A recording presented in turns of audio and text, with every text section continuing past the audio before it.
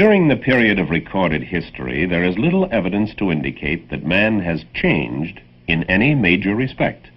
Among living creatures, he is not the strongest or the fastest, but rather a unique compromise.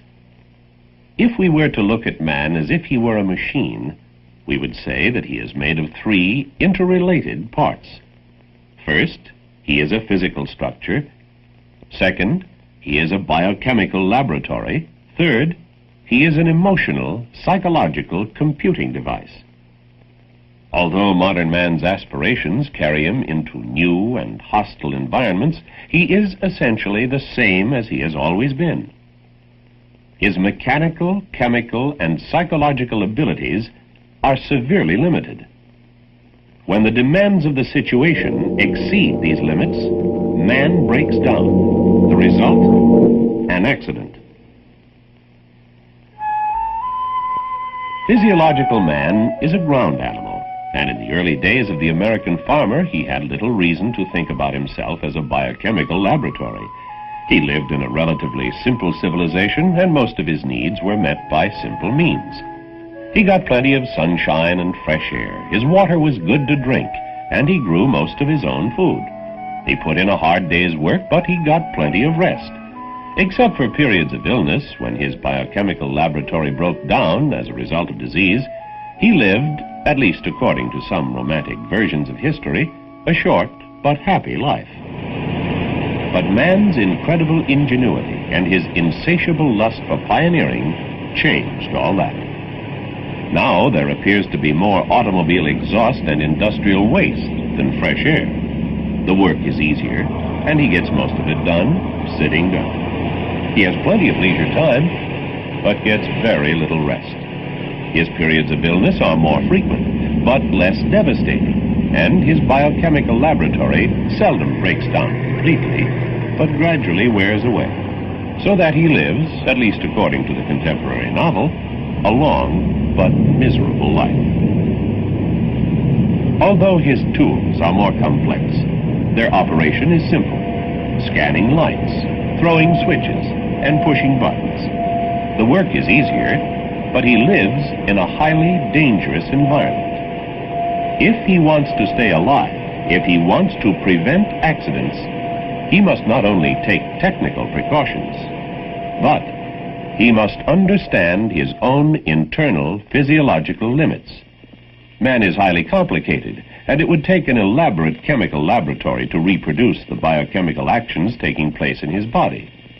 So to put it simply, when the blood is pumped through the body adequately and contains the proper chemicals, his body structures are nourished. His sensory apparatus remains acute. He can arrive at clear-cut decisions and take efficient action. If this biochemical balance is upset, dangerous inefficiency results.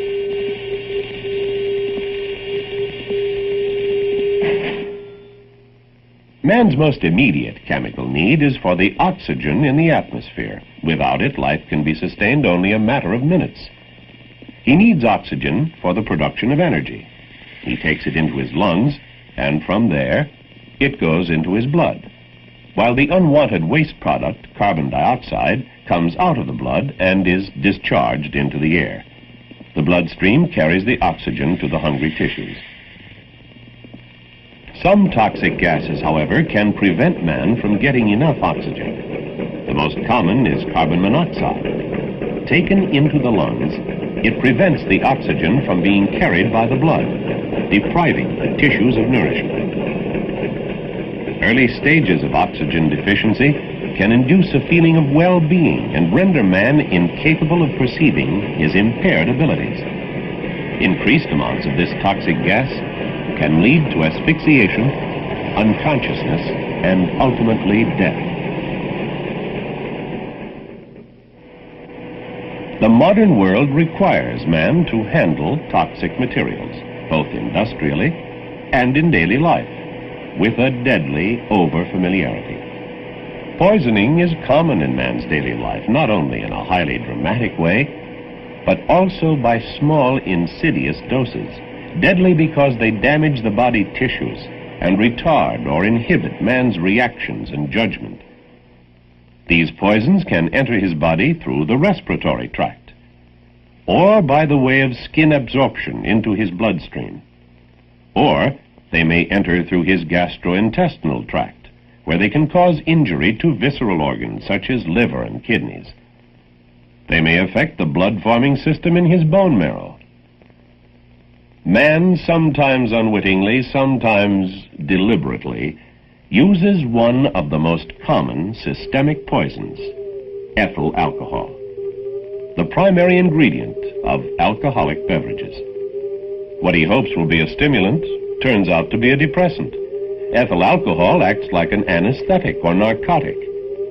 It can depress the nervous system, eventually causing pain, tremors, acute hallucinations, and general personality deterioration, even psychosis.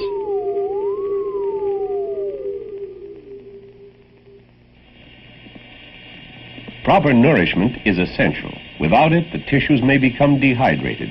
Waste products build up in the bloodstream with nothing to displace them. The blood flows like a sluggish stream full of mud and debris, barely moving. This reduces man's efficiency and causes errors in his judgment. Similar malfunctions of man's body can occur during illness, and even medication may be a contributing factor. And this can be further complicated by self-medication.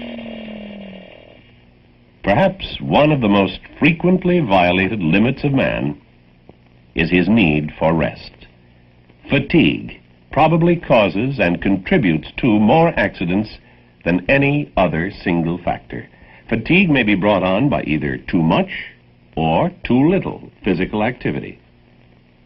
Efficiency decreases and man tolerates errors much more readily, and even fails to see that errors have been committed. After 48 to 72 hours without sleep, the body becomes extremely inefficient. Man grows highly irritable, and he is apt to fall asleep involuntarily at any moment. Man used to work and live among rather simple external hazards, but now he ventures into more hostile environments for which he is poorly constructed. Man's body is built to function under the pressure of the atmosphere at sea level. Lack of pressure at high altitude can cause the release of gas bubbles as the liquids in his body evaporate. In effect, they boil, and this may lead to collapse. Even his breathing 100% oxygen cannot prevent it. Too much pressure creates a crushing effect, such as experienced by an astronaut under the force of great acceleration. These G-forces cause incapacitation by slowing down or stopping the flow of blood.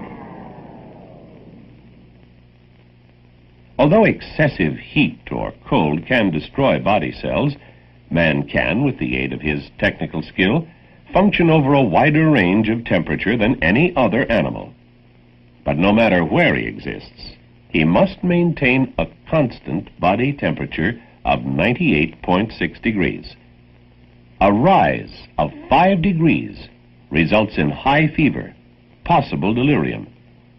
A rise of only 3 more degrees, and death may result.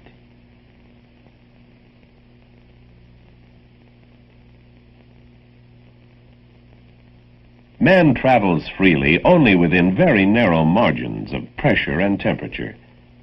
He is further limited by his need for fuel, being able to survive about 30 days without food, 3 days without water, and little over 3 minutes without oxygen. It is indeed a small cage within which man lives, confined by pressure, temperature, and fuel limitations. By fantastic technical skill, however, man has succeeded in expanding his living working area.